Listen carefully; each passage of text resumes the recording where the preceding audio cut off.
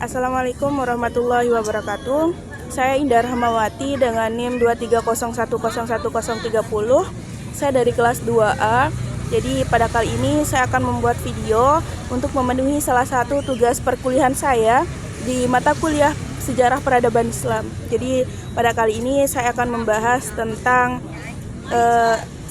pendidikan Arab pra-Islam. Jadi ada beberapa poin yang akan saya bahas.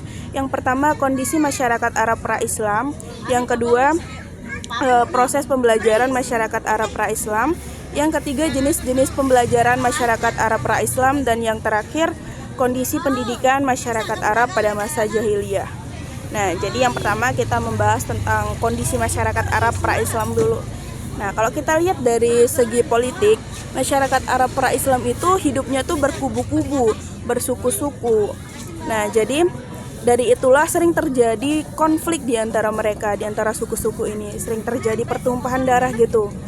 Nah, sehingga hukum yang berlaku pada saat itu ya adalah hukum rimba, di mana yang kuat semakin kuat dan yang lemah itu semakin lemah. Sehingga cuma ada dua pilihan untuk orang-orang yang lemah itu, yaitu antara mereka mau mati atau ikut dengan suku-suku yang kuat tersebut. Nah, tapi bukan hanya segi negatif aja ya. Jadi pada masa saat itu ada juga positifnya. Apa? Seperti mereka itu memiliki sastra bahasa yang sangat tinggi, di mana orang-orang Arab pra-Islam itu sampai sekarang bahkan mereka memiliki syair-syair yang sangat bagus, yang bernilai sastra tinggi, sehingga orang-orang Arab itu sering memperlombakan syair-syair mereka.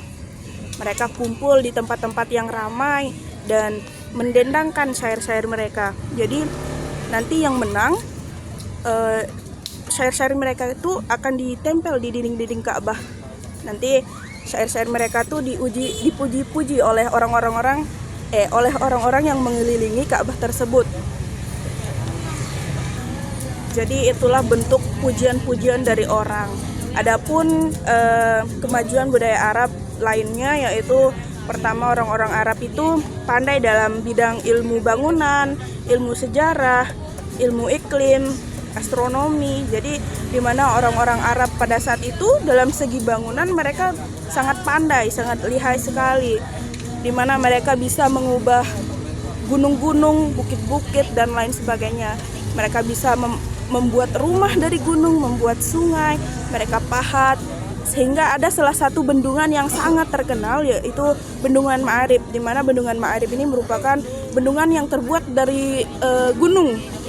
Nah, orang-orang Arab itu memahat gunung tersebut sehingga menjadi bendungan itu. Di mana yang kedua yaitu dalam bidang sejarah. Seperti yang kita ketahui, orang-orang Arab itu sangat pandai menghafal nasab-nasabnya, sehingga mereka dikenal dengan ilmu kebapaannya. Ya, mereka tuh lupa bahwa mereka tuh nanti akan menjadi bapak. Mereka itu sebenarnya pendidikan dari orang tuanya. Pada saat itu orang tua itu sangat minim sekali mengajarkan anaknya tentang ilmu-ilmu sosial. Mereka lebih mengajarkan anaknya tentang ilmu-ilmu kekeluargaan, ilmu-ilmu kebapaan. Maaf mas, sorry ya, sorry Pak, ini kita lagi take videonya di Taman Udayana, jadi ada pengamen. Oke, lanjut ya. Yang saya bilang tadi, sejarah, orang-orang pada saat itu sering mengajarkan anaknya tentang ilmu kebapaan itu ya. Dan pada saat itu orang-orang sebenarnya tidak bodoh dalam arti mereka tidak bisa apa-apa. Seperti yang saya jelaskan tadi, di bidang bangunan mereka bisa pahat itu gunung sampai bisa terbuatnya rumah, terbuatnya bendungan. Mereka nggak perlu kuliah arsitektur untuk bisa melakukan hal itu. Jadi kebodohan pada saat itu dalam arti mereka tuh sangat kurang dengan ilmu ketauhidannya. Karena orang tua lebih mengajarkan anaknya tentang ilmu kekeluargaan itu. Jadi bukan bodoh dalam arti tidak bisa apa-apa. Ya, mereka sebenarnya itu karena orang tua mereka yang mengajarkan anak-anaknya lebih ke ilmu kebapaan. Sangat minim sekali orang tua mengajarkan tentang anaknya tentang ilmu-ilmu sosial pada anaknya. dan itu menyebabkan nilai-nilai ketauhidannya itu kurang.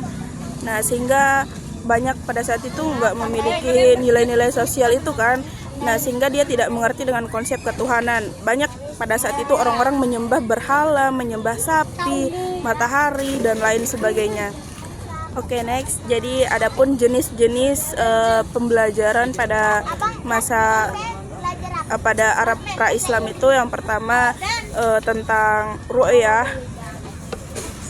yang kedua tentang sihir, dan yang ketiga tentang nasab. Nah, kalau nasab kan udah saya jelaskan tadi ya. Terus kalau yang selanjutnya itu ru'yah, dimana ru'yah ini merupakan orang-orang pada saat itu pandai, banyak yang menafsirkan mimpi, dimana dia percaya dengan tafsiran itu, sehingga dia tidak memiliki ketauhidan yang tinggi gitu. Mereka percaya dengan tafsiran mimpi. Misalkan dia bertemu air, itu tandanya mereka akan menghadapi satu masalah dan lain sebagainya. Lalu selanjutnya itu tentang sihir, dimana pada masa itu bawaan sejak Nabi Musa sangat kental sekali dengan ilmu-ilmu sihir itu sampai dengan Nabi Muhammad. Selanjutnya yaitu tentang kondisi pendidikan Arab pada masa jahiliyah. Yang pertama tujuannya, jadi dimana ibu-ibu pada saat itu atau orang tua pada saat itu tujuannya mengajari anaknya tentang ilmu kebapaan, yaitu untuk mengajari anaknya menjaga keberlangsungan hidup, supaya kayak keturunannya tidak putus gitu, supaya dia tahu buyut-buyutnya. Lalu yang kedua kurikulum, dimana kurikulum yang berlaku pada saat itu yaitu taklid pada leluhur berdasarkan pada kontemplasi dan intuisi individual. Terus selanjutnya itu tentang dimana yang menaungi pendidikan pada saat itu seperti pasar, majelis kebudayaan gitu, dimana tempat-tempat ramai intinya ya. Di situ mereka menjadi lembaga yang menaungi pendidikan pada saat itu. Misalkan contohnya itu kayak pasar, dimana banyak sekali orang berkumpul di sana, entah dari orang tua, orang muda, yang pekerjaannya gojek dan lain sebagainya, di mana dia berkumpul di satu tempat yang ramai membahas suatu permasalahan atau suatu ibarat ilmu gitu. Di situ mereka kayak kalau dia nyambung, intinya di situ dia mendapatkan pelajaran gitu. Sama halnya sama orang-orang yang di pasar kan. Tapi saya bukan mencontohkan bahwasannya orang-orang di pasar itu adalah orang-orang jahiliyah, tapi itulah contoh gimana lembaga yang menaunginya tuh seperti itu. Nah, mungkin itu saja video dari saya. Sekian, wassalamualaikum warahmatullahi wabarakatuh.